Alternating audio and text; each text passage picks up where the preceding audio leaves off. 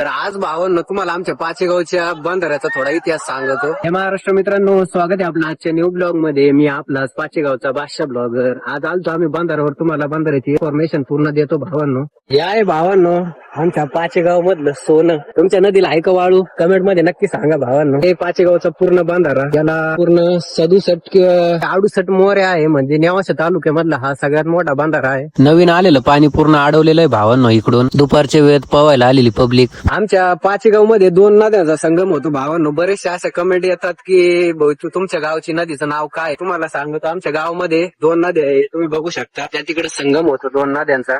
एक इकडची मुळा आणि इकडची प्रवरा नदी आहे, आणि इकडे संगमेश्वर महादेवचं मंदिर पण आहे. इथं पाचेगाव मध्ये या दोन्ही नद्यांचा मेळ होतो.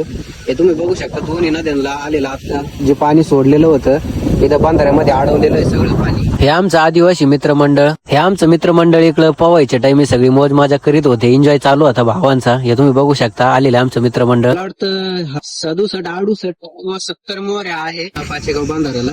इकडे फळ्या लावून दिलेल्या आहे, सगळं पाणी अडून ठेवलेलं आहे. पाऊस आल्यानंतर पाणी ज्यावेळेस धरणं पूर्ण भरतील त्यावेळेस पाणी जेव्हा सोडल्या जाईल त्यावेळेस सगळं पाणी बिळा काढून टाकतील आणि पाणी खाली सोडून देतील. एक वेळी धरणाला जाईल सगळं पैठणला. मग आटीचा पण पूर्ण कलर उतारलेला आहे भावांनो. काही कळा ना आता नेमकी काय लिहिलेलं आहे. वाचता येत असलं तर बघा.